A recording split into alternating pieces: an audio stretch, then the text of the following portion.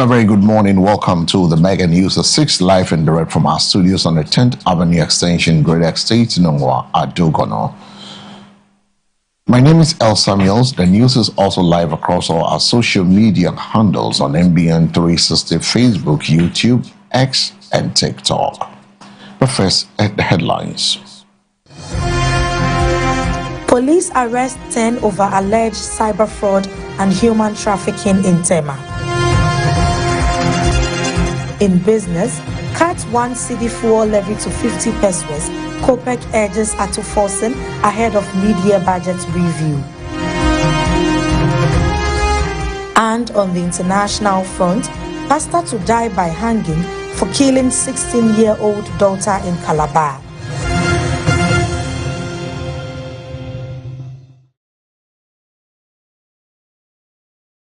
This and other stories coming up will bring you some from the business and as well as the international.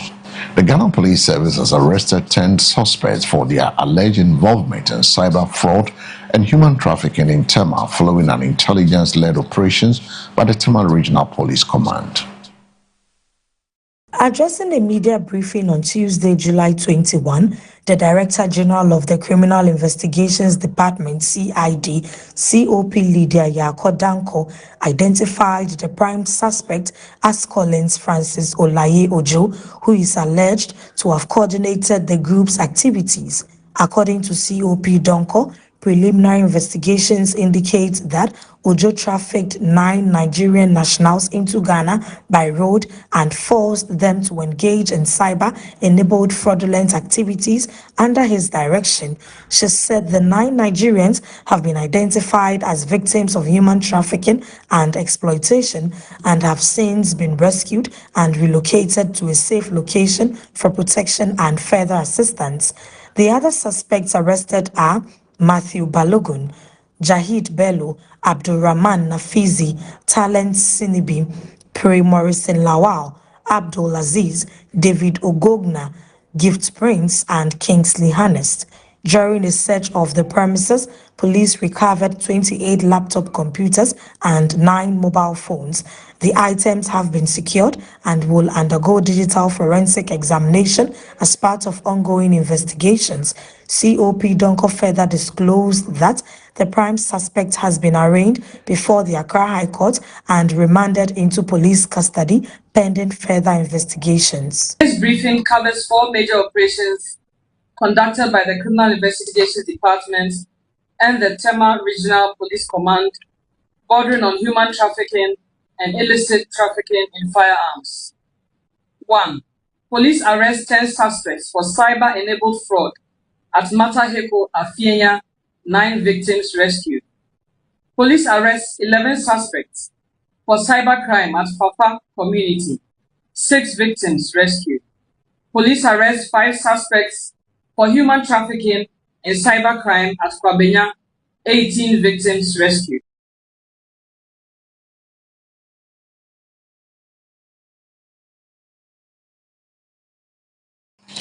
The National Service Personnel Association, NASPA, has suspended its contract with Zeus Atlas Limited for the implementation of its capacity building program following concerns over the deduction of 60 Ghana cedis from the allowances of the National Service personnel. Speaking at a press conference at the National Service Authority headquarters in Accra on Tuesday, July 21, NASPA President Abdul Wahab Bala Mohammed said the decision followed a directive from the Minister for Youth, Employment and Development, George Opari Ado, after widespread concerns were raised by service personnel over the deductions.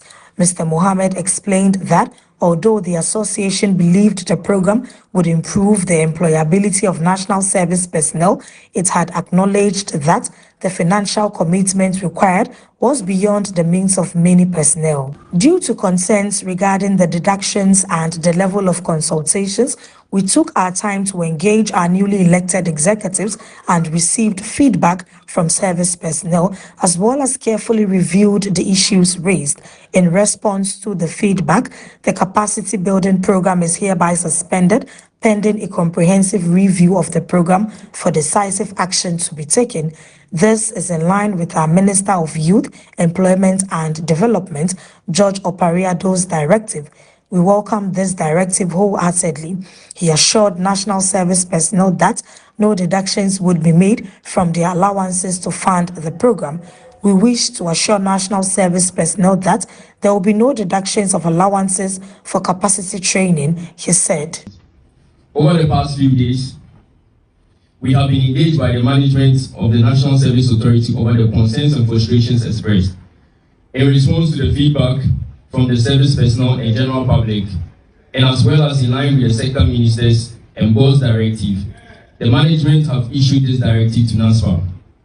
The capacity building program, as currently structured, is hereby suspended with immediate effect, pending a comprehensive review of the program for a decisive action to be taken, which is in line with our sector minister and the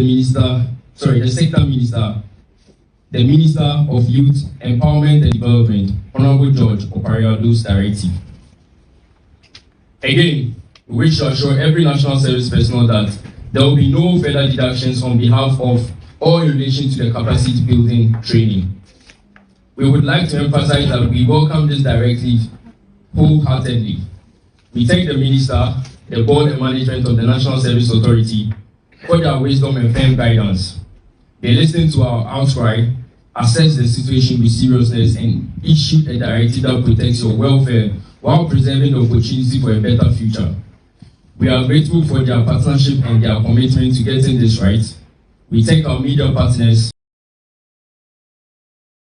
Now to the Office of the Special Prosecutor has reiterated that former Finance Minister Ken Ofori-Atta remains a fugitive from justice in Ghana, insisting that proceedings in the United States Immigration Court do not determine the validity of corruption charges pending against him.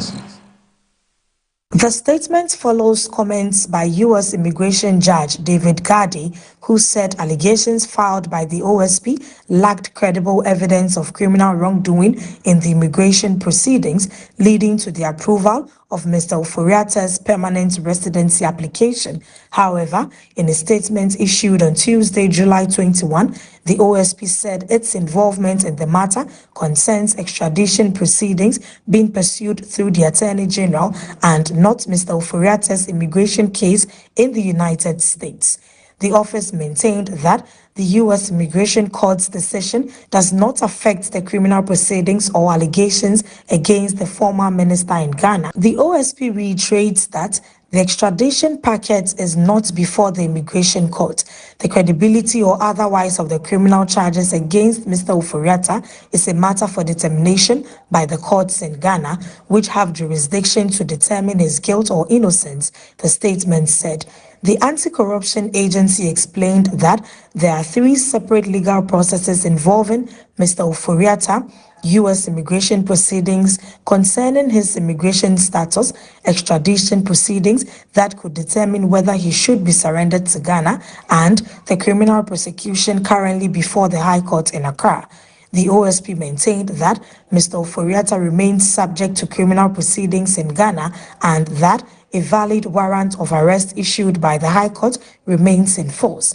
Mr. Ofori-Atta remains a fugitive from justice in Ghana, and he is required to submit himself to the jurisdiction of the High Court, Accra, to answer the criminal charges pending against him, the statement said.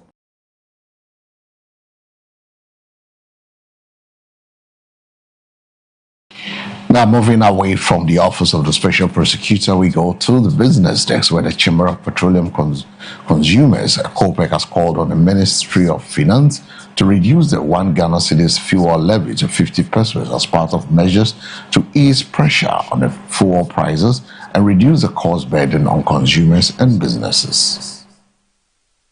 The levy was introduced to support efforts to address challenges in the power sector, but COPEC Executive Secretary Duncan Amoah believes the charge should not remain indefinitely. Speaking in an interview ahead of the 2026 Media Budget Review, Mr. Amoah said the levy could be gradually reduced while still generating revenue to support the power sector.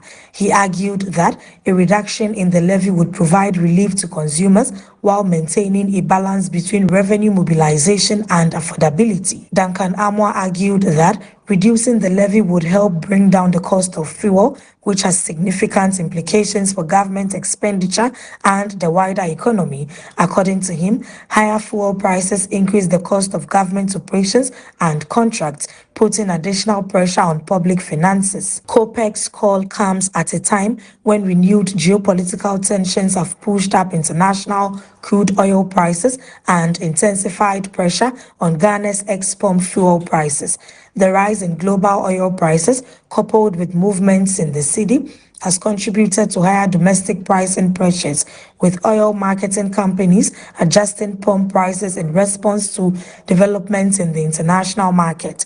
The latest increases have also reflected higher price floors set by the National Petroleum Authority, raising concerns that continued geopolitical tensions could result in further increases in fuel prices in subsequent pricing windows.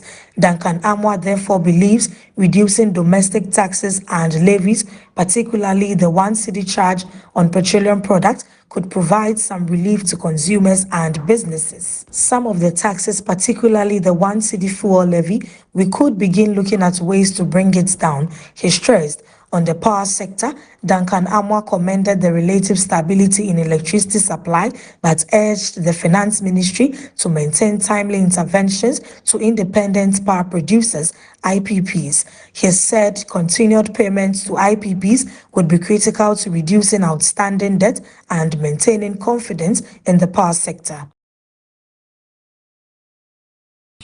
On the international front, a Kabal High Court in her sentenced a 51-year-old Apostle Etienne to death by hanging for murdering his 16-year-old daughter in Calabar. Etienne falsely accused his daughter, who had Down syndrome, of witchcraft and killed her. Justice Blessing Egu of High Court No. 11 Calabar delivered the judgment on Monday, holding that the prosecution proved the charge of murder against the clergyman beyond a reasonable doubt. Deborah's death sparked outrage among child and human rights groups. They had condemned the killing as another tragic consequence of witchcraft accusations against children, particularly those living with disabilities. Reacting in a statement signed by their principal counsel and co-founder, James Ibo, the Basic Rights Council initiative described the conviction as a landmark victory in the campaign to protect children from witchcraft branding and related violence. The organization said the verdict sends a strong message that those who subject their children to violence or death based on false witchcraft allegations will face the full weight of the law. The BRCI said the judgment not only delivered justice for Deborah, but also strengthened efforts to eliminate harmful practices that expose children to abuse, torture, abandonment, and death.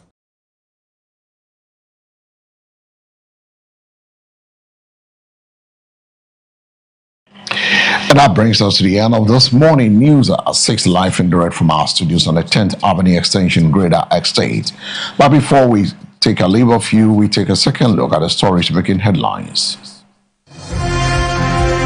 Police arrest 10 over alleged cyber fraud and human trafficking in Tema.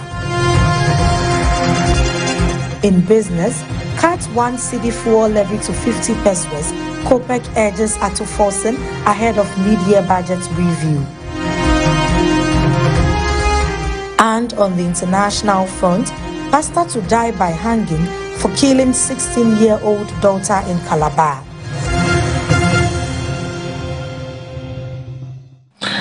Thanks for staying with us. For more news, log on to MBN 360. My name is El Samuels. Up next is Sports Update.